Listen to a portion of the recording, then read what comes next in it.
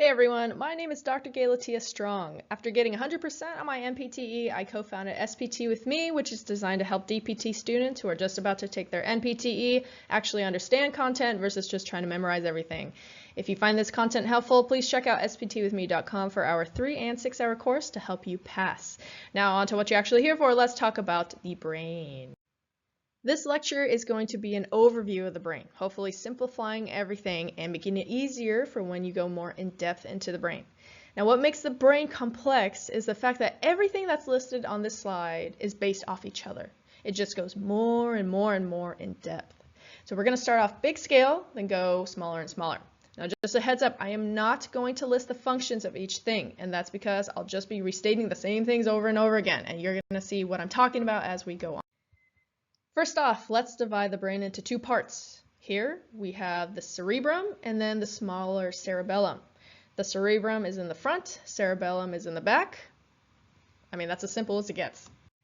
Next, let's divide the brain further. So now we can divide it into hemispheres, right? We have 2 hemispheres in the cerebrum and 2 in the cerebellum. Now, often we think about the cerebrum when it comes to hemispheres, but just remember that the cerebellum does exist. As we continue on, just understand that all we are doing is splitting the brain into more and more parts to get a little more specific. Now, why do we need to get more specific aside from making it more challenging? Well, if you think about imaging, you think about interprofessional communication, etc. If someone had a stroke, wouldn't you want to know exactly where it's affected? You wouldn't want to say something like, oh, there was an infarction somewhere in the middle of the left side of the cerebral hemisphere, right? You want to be as specific as you can. Before we talk about the lobes specifically, I want you to take a look at the cerebrum. Remember that there is an entire other side to this picture. Here, you're looking at the left hemisphere. But remember that there's a right side as well. So do not forget that the brain is 3-dimensional. It is not a 2-dimensional picture. Sometimes it's hard to forget that because, when you're going through a lecture in class or even here with me, you are going to always look at 2-dimensional pictures to see everything. So make sure you're putting everything together and remembering the human is not flat, right? We have 3D. Okay, now speaking in terms of 3D, same thing with the cerebellum, right? This is a cross section from medial to lateral. So the left side of the brain is coming at us from the screen and the right side would be going away from us at the screen. Now, time to talk about the actual lobes. So let's go back to the cerebrum for an example. So on each side of the cerebrum, the left and the right, we can separate these hemispheres even further into lobes. Again, what's the point of separating them further into lobes? Well, again, it helps us be a little bit more specific when we want to communicate what's going on with the brain.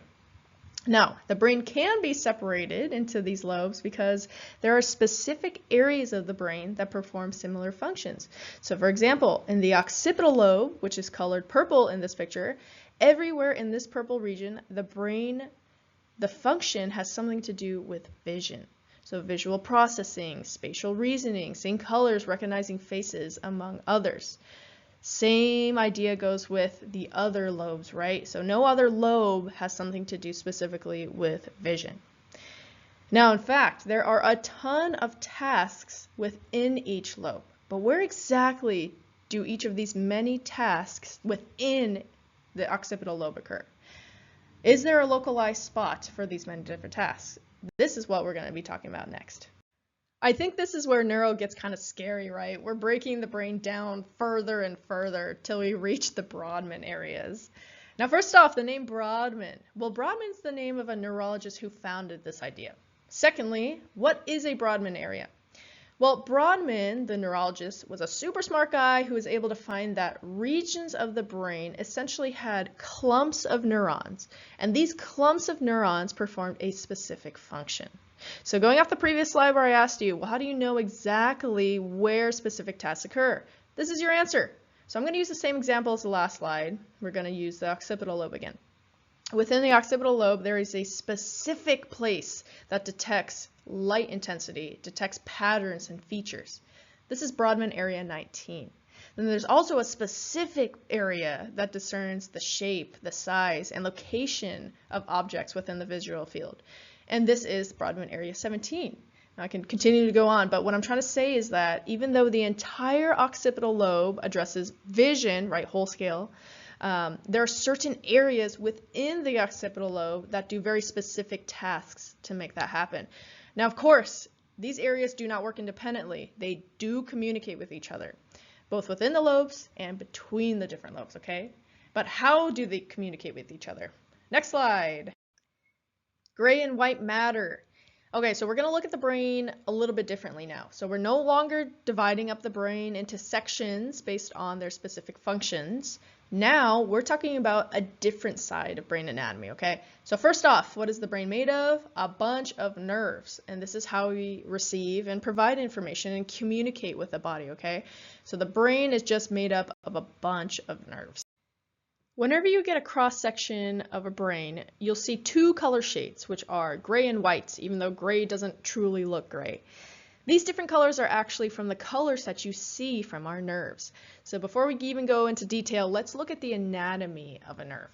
So you have your cell body, you have your dendrites attached to that, then you have your axons, and covering the axons you have your myelin sheaths, if there is a myelin sheath. Not all of them have one. Then we have our axon terminal. So without even looking into what each part of the nerve does, you can see that there is a difference in the color of the nerve, right? Look at the dendrite, cell body, and axon terminal. These are all yellow, or at least yellowish. The myelin sheaths are white. And of course on the axon, you have the nodes of Ranvier, which come up every now and then. So this section isn't completely white, but let's say essentially it's white because of the myelin sheaths. So when we go back to the picture of the brain, looking at the gray matter and white matter, the colors correspond with how the nerves look visually.